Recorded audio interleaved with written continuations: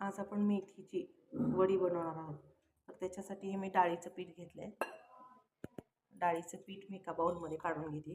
ही मेथी स्वच्छ धुवून मी चिरून घेतली मेथीची भाजी. पालेभाजी घेताना आधी स्वच्छ धुवायची मिठाच्या पाण्यामध्ये आणि मगच चिरायची. त्यातले पौष्टिक घटक कमी होतात जर अशी चिरून धुतली तर आपण. आणि आता हे बाउलमध्ये डाळीचं पीठ घेतलं आहे मी हे, आणि हे मसाले घेतलेत मी. हे तीळ घेतले, धना जिरे पूड घेतले, मीठ घेतलं आहे आणि हळद घेतली आहे.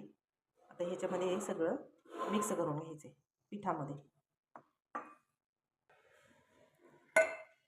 आता ह्याच्यामध्ये हिरवी मिरची, आलं, लसूण घालून हा ठेचा बनवलेला ह्याच्यामध्ये घालायचा. तुमच्या आवडीनुसार तुम्ही तिखट कमी जास्त करू शकता. आता ह्याच्यामध्ये ही सगळी मेथी घालून घ्यायची आणि थोडं थोडं पाणी घालून ह्याचा आपण घट्ट गोळा बनवू. तर हा बघा, हे असा घट्ट गोळा मळून मी हे पूर्ण असं हे मोदकाच्या चाळणीमध्ये टाकून घेतलं आहे. आणि त्याच्यावरती आपण थोडेसे असे तीळ घालायचे. दिसायलाही खूप छान दिसतं.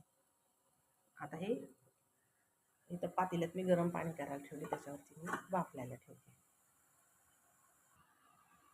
20 मिनिटासाठी आपण याला झाकून वाफवून घेणार आहोत. 20 मिनिट वडी उकडून घेतली होती. किती सुंदर झाली बघा.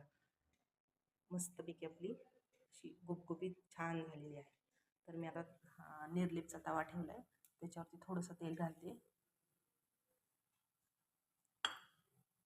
तुम्हाला तेलात तळायचे असेल तरी तुम्ही तळू शकता, पण मी ह्या अशा तव्यामध्ये थोड्याशाही करून घ्यायला लागेल. शालो फ्राय करून घ्यायला,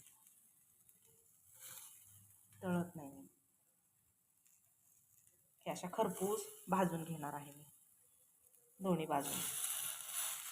बघा किती मस्त कोथिंबीरच्या वडीसारख्या होतात, पण चवीला खूप सुंदर लागतात.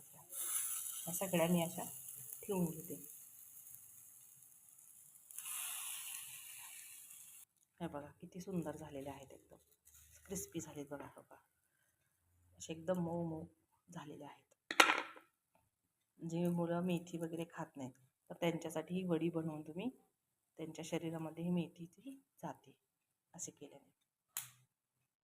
तर ही बघा आपली मेथीची वडी तयार आहे. वाटत सुद्धा नाही ही मेथीपासून बनवली म्हणून. बघा किती सुंदर झालेली आहे. रेसिपी आवडल्यास लाईक, शेअर आणि सबस्क्राईब करा. धन्यवाद.